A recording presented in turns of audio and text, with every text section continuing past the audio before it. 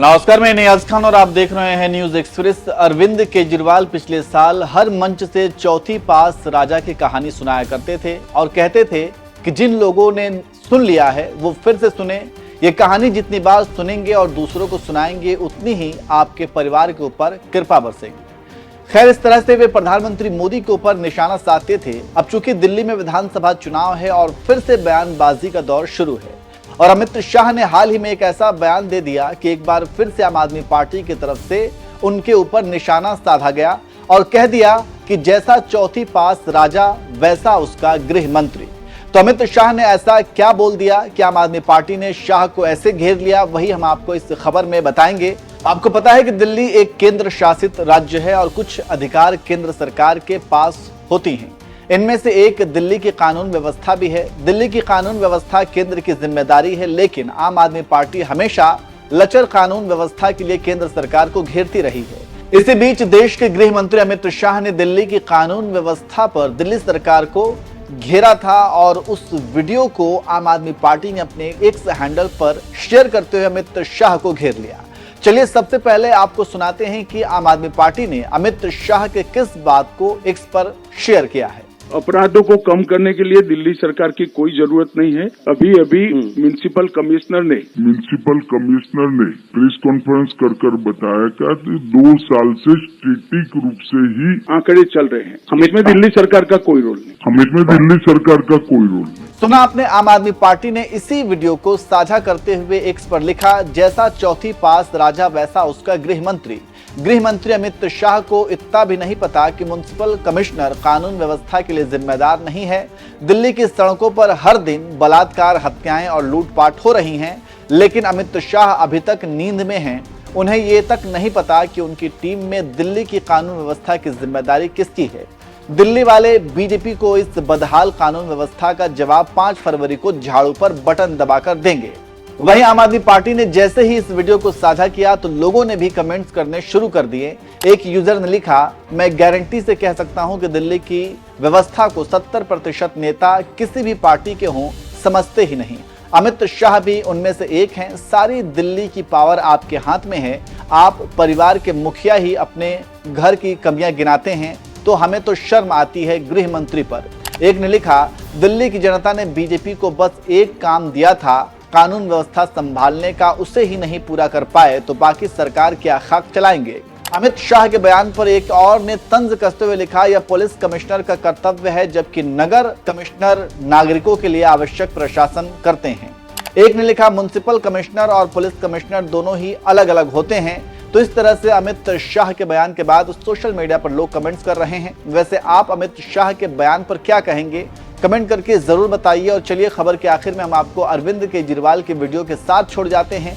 सुनिए वो अपने हर भाषण में किस तरह से चौथी पास राजा की कहानी सुनाया करते थे। चौथी पास राजा, किस किसने सुनी है ये कहानी? इस कहानी का महात्म्य है कि इस कहानी को जितनी बार सुनोगे, जितनी बार सुनाओगे, उतनी भगवान की कृपा आपके परिवार के ऊपर बरसेगी। इस कहानी का जितना प्रचार प्रसार करोगे उतना देश की तरक्की होगी, उतना समाज की तरक्की होगी। तो जिन लोगों ने कहानी सुनी है वो भी बड़े ध्यान से दोबारा सुनना, अच्छे से सुनना और इसका खूब प्रचार प्रसार करना। यह कहानी एक राजा की है, एक चौथी पास राजा की कहानी है, एक अहंकारी राजा की कहानी है, एक भ्रष्टाचारी राजा की कहानी है। आप लोगों ने राजा और रानी की कई कहानियां सुनी होंगी। इस कहानी में राजा तो है, रानी नहीं है।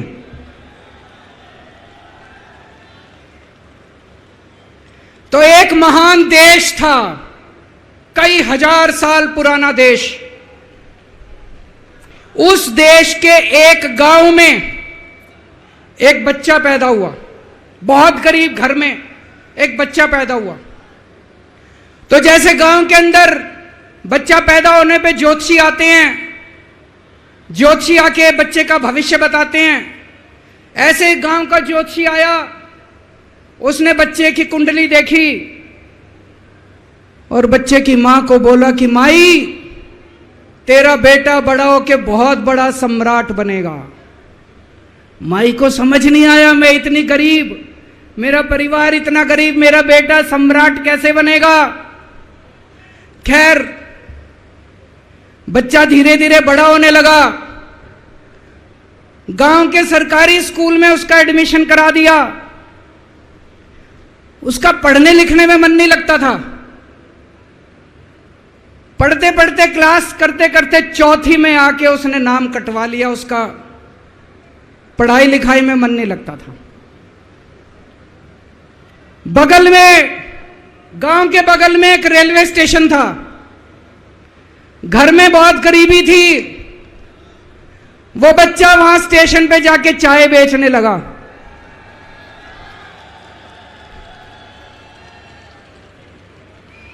चाय बेच के अपना गुजारा करता था। वो भाषण बहुत अच्छा देता था, बचपन से ही बड़ा अच्छा भाषण देता था। गांव के लड़कों को इकट्ठा कर लेता और भाषण देना चालू करता। धीरे धीरे आसपास के गांव में फैल गया कि यह बच्चा भाषण बड़े अच्छे देता है।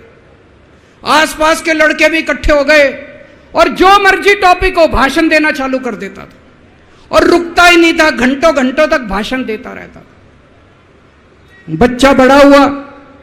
ज्योतिषी ने कहा था, बड़ा होके बच्चा उस महान देश का सम्राट बन गया। लेकिन राजा तो अनपढ़ था, उसे तो कुछ आता नहीं था। अफसर आते, उस अनपढ़ राजा से जहां मर्जी साइन करा लेते, जहां मर्जी जो मर्जी साइन करा लेते। वो राजा अनपढ़ था, उसे लगता था मैं अगर अफसरों से पूछूंगा तो मेरी कमजोरी सबके सामने प्रकट हो जाएगी। अफसरों को लगेगा मेरे को कुछ आता नहीं है। अफसर जो मर्जी लेके आते थे वहां साइन कर देता था। वो धीरे धीरे पूरे देश के अंदर फैल गया कि राजा अनपढ़ है, राजा अनपढ़ है। राजा को बड़ा बुरा लगने लगा। तो राजा ने कहीं से एक फर्जी डिग्री का जुगाड़ कर लिया। एक फर्जी डिग्री का जुगाड़ कर लिया, एमए की डिग्री का। और राजा बोला मैं एमए हूं। पर सच्चाई तो पूरे देश को पता थी, राजा तो अनपढ़ था। धीरे धीरे राजा अहंकारी भी होता गया। अहंकारी राजा और ऊपर से अनपढ़। जो मर्जी उस राजा के पास जाता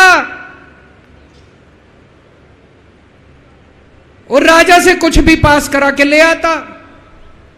एक बार कुछ लोग गए, राजा को बोले जी नोटबंदी कर दो।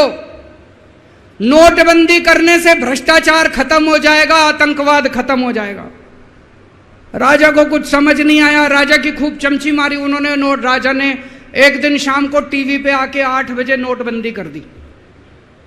पूरे देश का बेड़ा गर्क हो गया दोस्तों। लंबी लंबी बैंकों के सामने लाइनें लग गई। कई लोग मर गए, दुकानें बंद हो गई, रोजगार बंद हो गए, बड़ी बड़ी इंडस्ट्री बंद हो गई। पूरे देश का बेड़ा गर्क हो गया। फिर एक दिन कोई आके बोला जी 2000 का नोट ले आओ। राजा 2000 का नोट ले आया। 4 साल बाद कुछ लोग आके बोले जी 2000 का नोट बंद कर दो। राजा ने 2000 का नोट बंद कर दिया। राजा को अकल तो थी नहीं, बेवकूफ था, अनपढ़ था।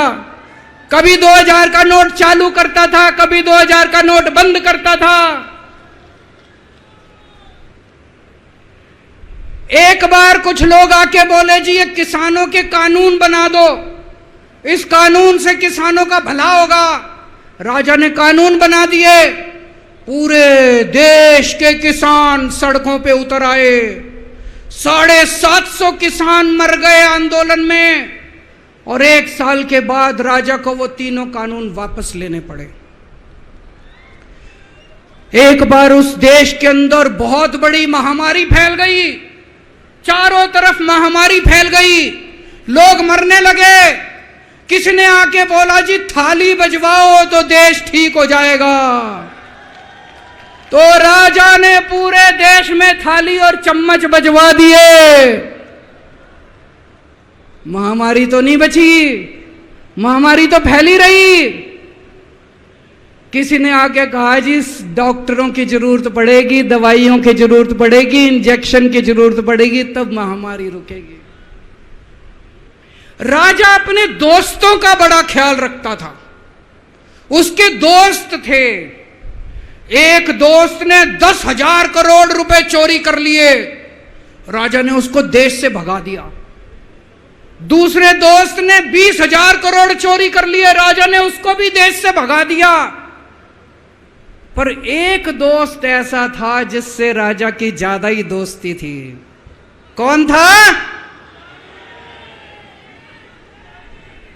उसको उन्होंने सारे एयरपोर्ट बेच दिए, सारे जहाज बेच दिए, सारे सीपोर्ट बेच दिए, उन्होंने आसमान बेच दिया, जमीन बेच दी राजा ने, खदानें बेच दी। उस दोस्त पे राजा मेहरबान था। राजा का एक और दोस्त था। वो दोस्त इतना गंदा था कि उसने कुछ अंतर्राष्ट्रीय खिलाड़ी महिलाओं के साथ बदतमीजी करी, लेकिन राजा ने दोस्ती नहीं छोड़ी। मजाल जो उस दोस्त के ऊपर कोई आंच आ जाए, राजा उस दोस्त के साथ खड़ा रहा, लेकिन उसने खिलाड़ियों का समझ। राजा का एक और दोस्त था। उस दोस्त ने किसानों के ऊपर गाड़ी चढ़ा दी, रौंद दिया, कुचल दिया किसानों को। राजा ने अपनी दोस्ती नहीं छोड़ी। इस बात पे तो दाद देनी पड़ेगी कि राजा दोस्तबाज था, एक नंबर का दोस्तबाज था। चारों तरफ अत्याचार हो गया, चारों तरफ देश के अंदर इनके अपने लोग जो थे वो बलात्कार करने लगे, गलत काम करने लगे, हाहाकार मच गया। जो राजा के खिलाफ बोलता, राजा उसको पकड़ के जेल में डाल देता। एक दिन एक पत्रकार ने कार्टून बना दिया राजा के खिलाफ, उस पत्रकार को उठा के जेल में डाल दिया। एक दिन एक किसी पत्रकार ने उनके खिलाफ कुछ लिख दिया, उसको पकड़ के जेल में डाल दिया। जो राजा के खिलाफ बोले उसका बेड़ा गर्क। कोई जज अगर उस राजा के खिलाफ ऑर्डर करता था, राजा उसको बख्शता नहीं था। चारों तरफ अत्याचार, महंगाई, बेरोजगारी। ऊपर आसमान में देवता ये सब देख रहे थे कि पृथ्वी के ऊपर कितना घनघोर अत्याचार हो रहा है। सारे देवता इकट्ठे हुए, देवताओं ने मीटिंग करी। सारे देवता मिलकर शिवजी महाराज जी के पास गए और कहा, महाराज कुछ करो, पृथ्वी के ऊपर अन्याय हो गया, अत्याचार हो गया, चारों तरफ बलात्कार, चारों तरफ हाहाकार मचा हुआ है, जनता परेशान हो रही है। पृथ्वी जी, शिवजी महाराज जी ने अपनी तीसरी आंख खोली और दोस्तों यहां प्रचंड पृथ्वी के ऊपर अजीब अजीब घटनाएं घटने लगी। उज्जैन के अंदर महाकाल की 6 सप्तऋषियों की बड़ी बड़ी 10 फुटा भारी भारी मूर्तियां थी। एक दिन बारिश और तूफान आया और 6 की 6 मूर्तियां टूट गई। लोगों ने कहा बड़ा अपशकुन हो रहा है, बड़ा अपशकुन हो रहा है। एक दिन एक ट्रेन एक्सीडेंट हो गया, 250 से ज्यादा लोगों की मौत हो गई। लोगों ने कहा बड़ा अपशकुन हो रहा है। और एक दिन घनघोर बारिश आई, तूफान आया, ऊपर से आकाशवाणी हुई। सारे देश की जनता को भगवान ने कहा कि आप महान देश के लोग हो, क्या कर रहे हो, उठो, खड़े हो जाओ और इस अहंकारी राजा के खिलाफ सब लोग मिलकर आवाज उठाओ। भगवान आपके साथ है। और उसके बाद दोस्तों सोई हुई जनता जाग गई और 1 साल के अंदर उस अहंकारी राजा का राजपाट जनता ने उखाड़ के फेंक दिया। और उसके बाद वो महान देश दिन दूनी रात चौगुनी प्रगति करने लगा। ये कहानी बड़ी पवित्र कहानी है। इस कहानी को सुनने से और सुनाने से परिवार का, समाज का और देश का बहुत भला होता है। इसे ज्यादा से ज्यादा शेयर कीजिए, ज्यादा से ज्यादा लोगों तक पहुंचाइए, ताकि ज्यादा से ज्यादा लोग इसे सुन सकें, इसे समझ सकें